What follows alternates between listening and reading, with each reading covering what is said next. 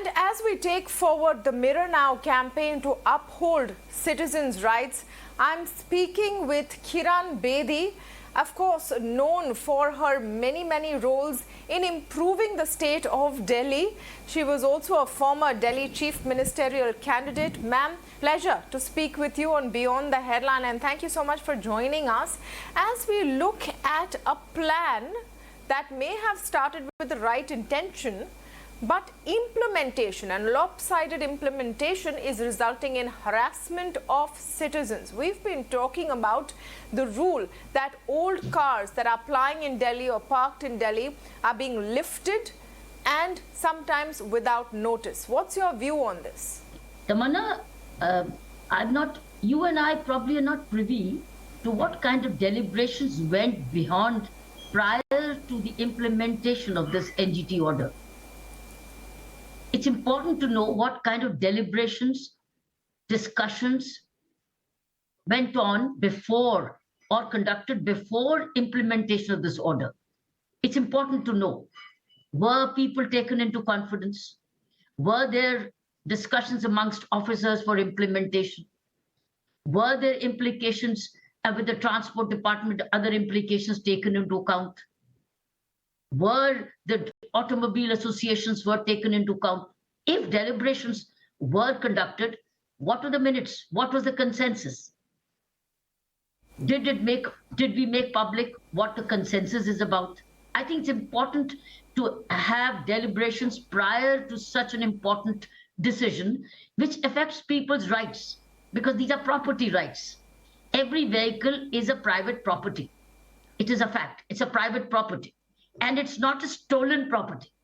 Only a stolen property can be taken away like this, but not a owned property, which is legitimately their own. It may be violating a certain order, we do not know.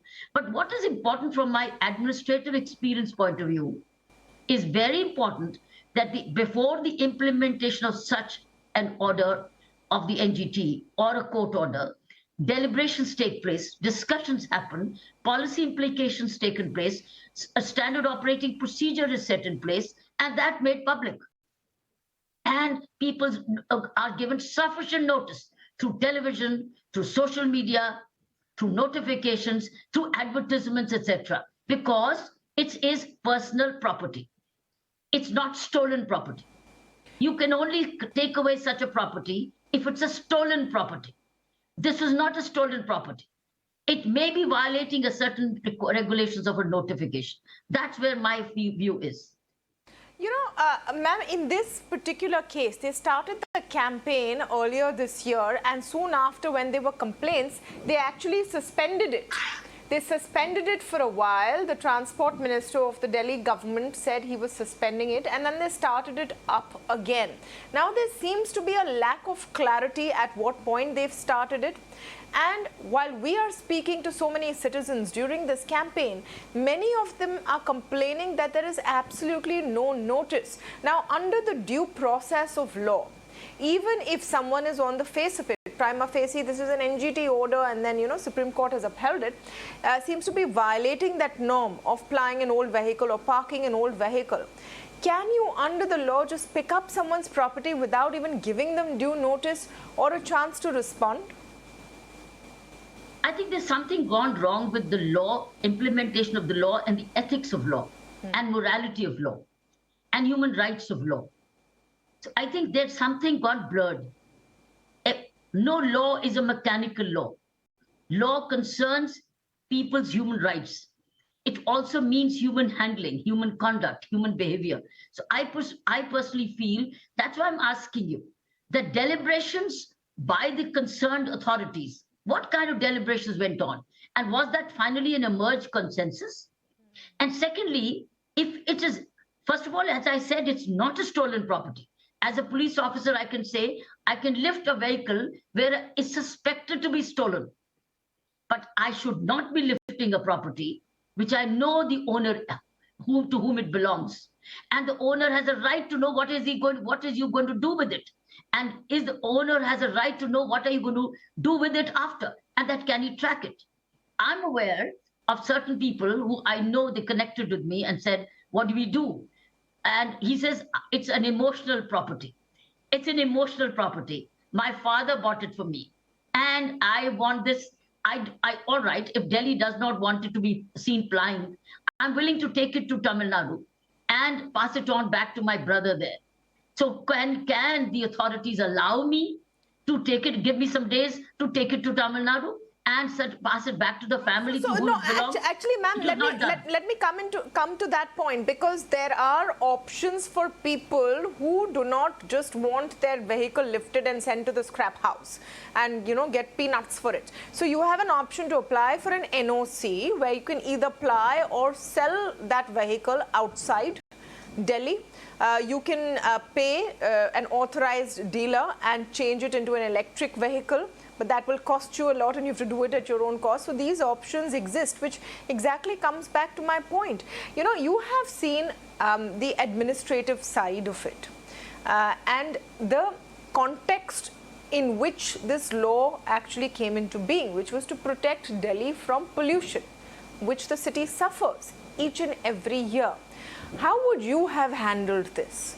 This seems to be throwing out the baby with the bathwater. I would have deliberated first. I would have taken the pros and cons first and put in a process which upholds the law, deals with the problem head on. It does, but it gives also people an opportunity, and individualizing it and not generalizing it. Individualizing it because the data is all with the Transport Authority.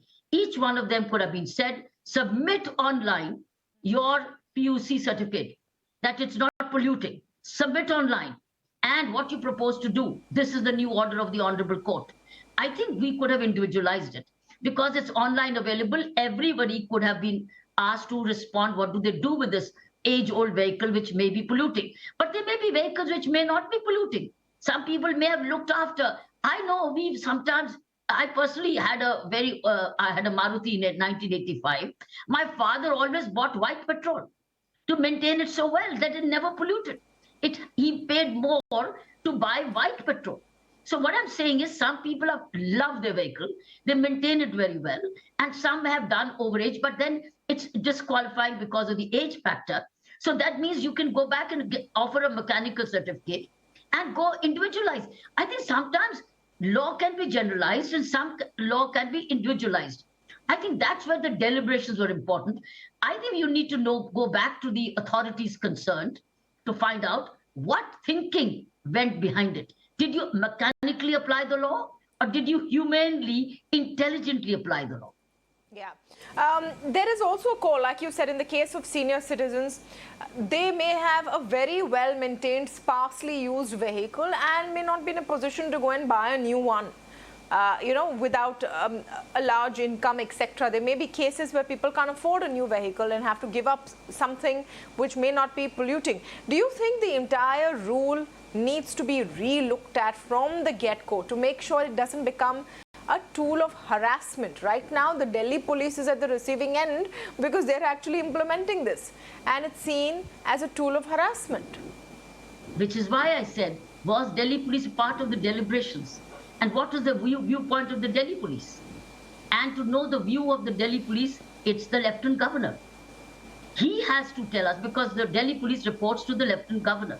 And he's an administrator. I'm sure he must have held certain meetings on this. What was resolved?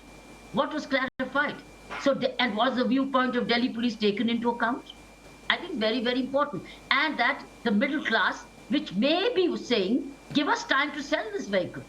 Give us time to transfer this vehicle to the city of our relatives. Give us time, or give us time to let it be scrapped. We have no problem. But because it's an individual property.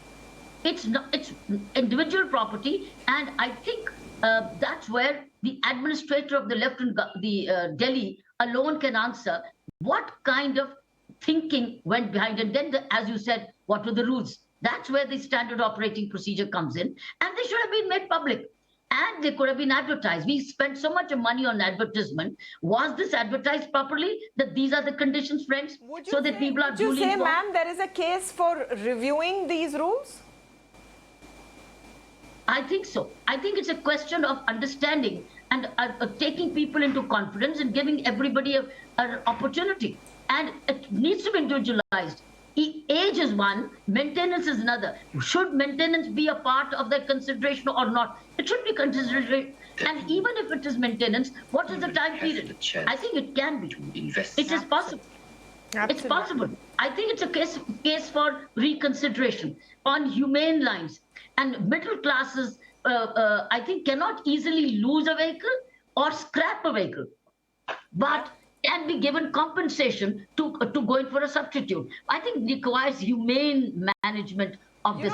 You speak about compensation, ma'am. The initial idea of this was that there would be some kind of a tax rebate if you gave your vehicle for scrapping, so it helps you buy a new car. That never emerged. Instead, we've seen this harassment and high-handedness. Thank you so much for joining us today and speaking to us as we push forward this campaign. Kiran Bedi talking about how perhaps this rule needs to be reviewed. We also need transparency on how it was formulated in the first place. Were stakeholders consulted? Thank you.